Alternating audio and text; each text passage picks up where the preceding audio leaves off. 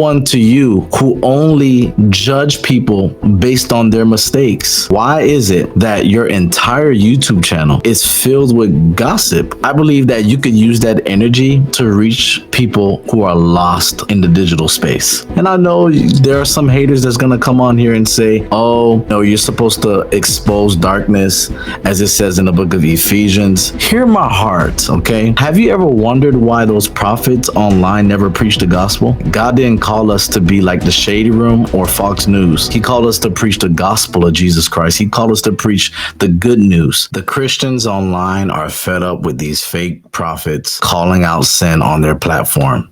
Here's why. Because these prophets who appear to be prophets, because I don't even believe that they're prophets, but they appear to be prophets, their whole ministry on YouTube or online is known for exposing people's sin. Like if one day they're talking about Mike Todd, or, one day they're calling out, false doctrine or exposing another church leader or another Christian, and another day they're doing the same thing. And it's almost like, where is the love? Where is the grace? Where is the heart to restore people? I think Christians online need to be careful who they follow. Here's why. Because most of the people that appear to be Christians online aren't Christians. They're clout chasers. Because why is it that your entire YouTube channel is filled with gossip or filled with exposing people? Like, I remember there was a time where people would literally just target Mike Todd or target Stephen Furtick or target TD Jakes. And I'm like, bro, I thought Jesus called us to make disciples, not expose pastors. And I know there are some haters that's going to come on here and say, oh, you're supposed to expose darkness, as it says in the book of Ephesians. Hear my heart, okay? Because no one is saying that pastors or church leaders or Christians are above reproach, or, they shouldn't be critiqued or called out for their mess. I'm not saying that. What I have a concern about is how these fake prophets or these fake Christians online are using their platform to make the church look bad and to make people look bad.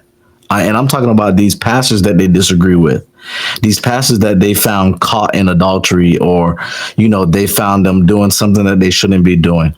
I believe that in 2025, we need to focus on making disciples. I believe that we need to fulfill what it says in the book of Chronicles, where it says, if my people who are called by my name will humble themselves and pray, seek my face, turn from their wicked ways, then God will heal from heaven and heal their land. I believe that we should be seeking God and praying for the healing of this land, because there is a people who are in darkness. Yeah, there's a people that are living in sin. There is a people that is far from Jesus, and we need to be seeking to help save those people, right? We need to be preaching the gospel. Have you ever wondered why those prophets online never preach the gospel? They appear to be preaching the gospel, but have you realized that you never hear them talk about why the Bible was written, why Jesus came in the first place? You never hear them really talk about, what Jesus intended for mankind. All you hear them talk about is exposing other people and their sin. And I want to share this because I want you guys to hear my heart. Like, God didn't call us to be like the Shady Room or Fox News. He called us to preach the gospel of Jesus Christ. He called us to preach the good news.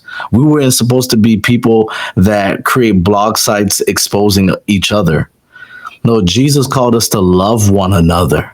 He says, they will know that you are my disciples by your love for one another. And I came on here today to simply share how fed up I am.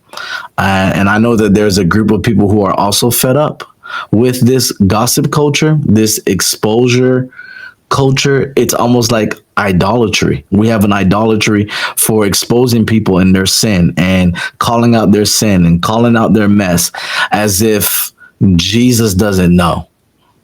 And I know you people say that, okay, I'm protecting the flock. I'm protecting people from being harmed.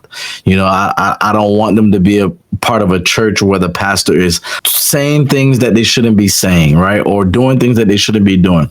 I hear you. However, woe unto you who only judge people based on their mistakes.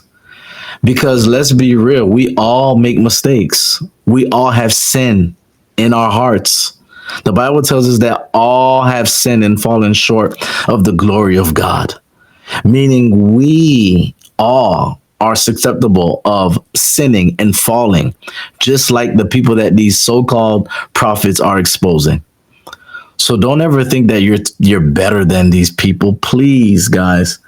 Like, let's stop with this whole exposure or exposing ministry. It's not even a ministry, because I don't consider it a ministry. I consider it clout chasing. And I'm not even throwing shots at anybody, but I am I want to be loving, but I also want to call people to what Jesus called them to, because Jesus called all of us to go and make disciples.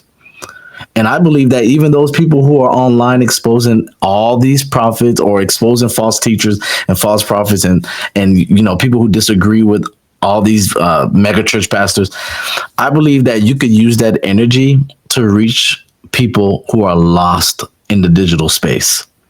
Like, there's a brother or a sister in your community that need Jesus. Use that energy to go reach them. There's somebody that's watching your content that's trying to figure out their purpose in Christ. Use that energy to go reach them.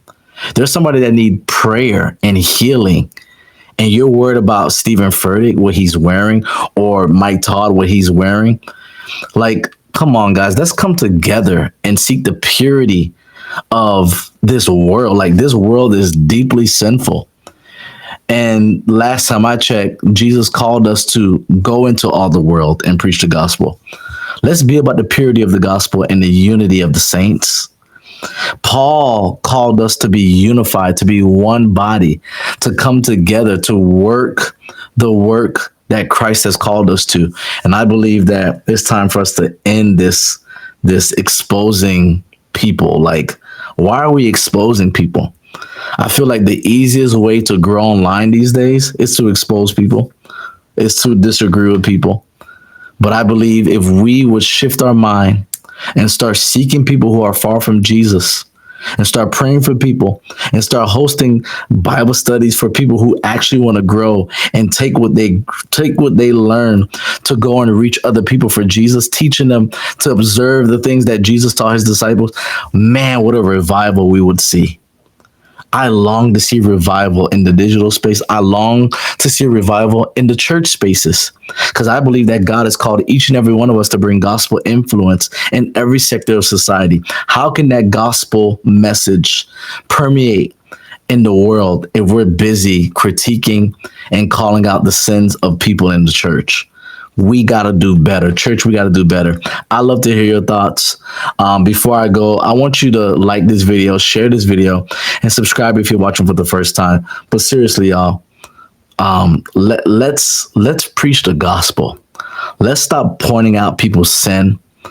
And I know there's a place to preach against the sin of this culture. I understand that. There's a place for that. But let's not make that the reason why Jesus came in the first place. For God sent not his son to condemn the world, but that the world through him might be saved. God bless.